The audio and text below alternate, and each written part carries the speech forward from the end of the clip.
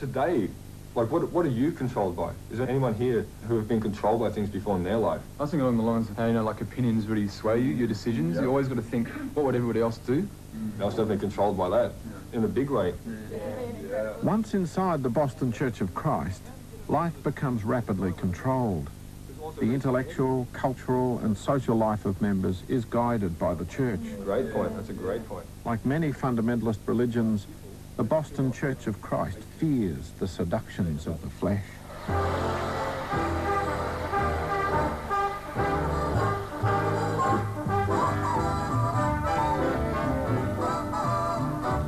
What a day, this is the day. What a rhyme, why it's almost like being in love. The single men and women live separately in communal apartments. They're allowed contact with the other sex only on Saturday night, only between 6 and 12, and only with those the church approves of. Well, basically, like, sex before marriage, like in any form of sex, is regarded as immoral, and that's, like, not accepted in the church. It's, you know, encouraged to just have pure relationships, and that involves, like, the relationships between, like, the men and the women, or the brothers and the sisters, you know, as we say.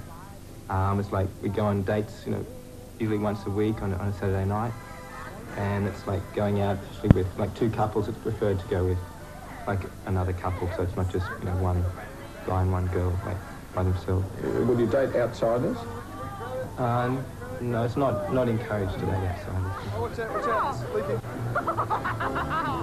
You wouldn't be allowed to hold hands or kiss or anything like that. It would be very much, very, very pure. If you saw each other outside dating time, you couldn't really have any contact at all. And a kiss goodnight would be all.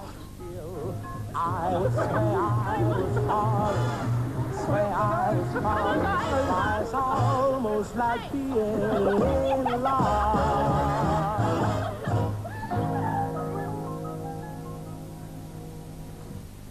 This is the Eastern Zone single men's house in Sydney. There is a chain of command which all members of the church submit to. Each person has a discipler, who in turn is a disciple to someone else. This is the most feared part of the life of the Boston Church of Christ. Nothing can be hidden from one's discipler. Yeah, thanks. I disciple John. It's all about talking about the things you're working on in your life, the things you're trying to change, and the person's there to encourage you, to help you, and just to talk to you. So what have you been reading? You'd be interested in basically everything. If they had a question or a query about every little thing, whether they wanted to go out and visit their parents, they needed to ask your advice whether they could do that or not. Whether they wanted someone to invite someone around for dinner, they needed to ask your advice on that particular thing. So every decision that needed to be made basically had to be approved by myself. They rejected, like, God as their king. Discipling is an all-consuming relationship. It's expected that all of John's major life decisions are discussed with Scott. Everyone else had a king and they didn't have a king. It's a pervasive demand which works not only with singles but married couples. It intrudes into the privacy of marriages. Peter Gray found his first allegiance must be to his discipler. But you know what I mean? It's the relationship that allows you to even ask. There were certain things that you could never share with your wife because of the fact is that it would always be reported back to your discipler. My dilemma was my wife was still very much a part of the movement. Anything that I shared with her would get back to the leaders, and a strategy developed of how they could get me or cement me back in, how they could get me thinking right, how they could keep me there. Now, I had to make the decision that I would have to leave regardless of whether she came with me or not. And well, it's just like it's got to the point where there's so much of your life that you could just no longer share together. But for her sake, for my children's sake, I had to leave. And they make their arguments to God, and they plead with God. For many, the hold of the church is terrifying. Even the idea of leaving is met with discipline. When Emma wavered, she was challenged by Terry Fontenot, the women's leader of the church in Australia.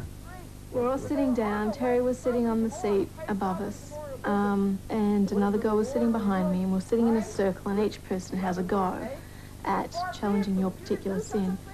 But I was challenged that Mum was a wicked, evil person, that she was working for Satan.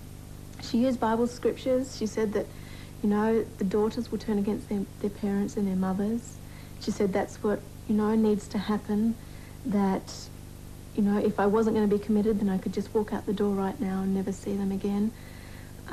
Some other people were challenging me that my sin of sentimentality was just as bad as being a prostitute, and that I need to see it in those same eyes, that I was in so much sin, that I wasn't changing, that, you know, it was so emotional, it was so draining, and she just yelled and yelled and yelled at me for a long time, which I brought up that later to her, but it was really stressful, and I just couldn't handle it anymore. I just broke down and gave in, and okay, I'll do what you want me to do, just so that they stopped.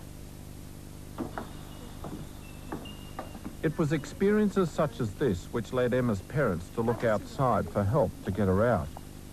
After delicate and exhaustive negotiations, she was given permission by the church to return home last Christmas. 3 exit counsellors were flown to Australia, and after 3 mind-bending days, she came out.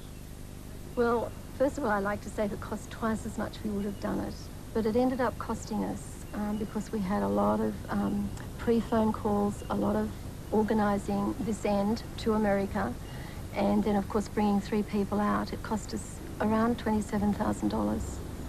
And it was worth every penny to see Emma free and be able to make her own choices, to be the person that she was. And that is just, to us, just wonderful to see that. Really, it's stronger than fear. Yeah. Stephen Hassan is the intellectual force behind the anti-cult movement in Australia. His book on mind control has sold 100,000 copies. I think for many years people have had a primarily theological approach to cults. Mine is a psychological, behavioral one, and I describe any group as being a destructive cult if it's a pyramid-structured organization that's authoritarian with someone at the top that has complete power and control, and that uses deception in its recruitment and mind control techniques to keep people obedient and dependent. So this can include a religious group, this could be a political group, this could be a psychotherapy relationship or group, or even a commercial group.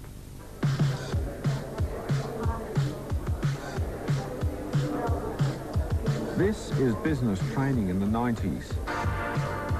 And it's this which Steve Hassan and others say is not as benign as it looks. There are few of these people who know what it is they're about to go through. They're stepping into a highly refined and tested machine. The room temperature, the colour, the music, all carefully chosen. We just work together, creating that environment, and music's one of the most important roles here, as important as the instructor. Many companies use this as a training program for their staff. 40% are here by invitation from graduates. In the last year, the Australian franchises of this US course earned $2.5 million. People want to be millionaires. They want to have happy relationships. Since 1978, we've had tens of thousands of people from all over the world go through our courses. If you're ready for a change, then we have the curriculum for you. According to your personal objectives, Money and You is the entry point to a pyramid of courses. All qualify for the federal government training levy. These include creating wealth. From their base in Phoenix, Arizona, accelerated learning instructors fly to courses promoted in each capital city in Australia. Do you want to be left behind in the ashes of our old economy? Or do you want to learn how to take control of your own future?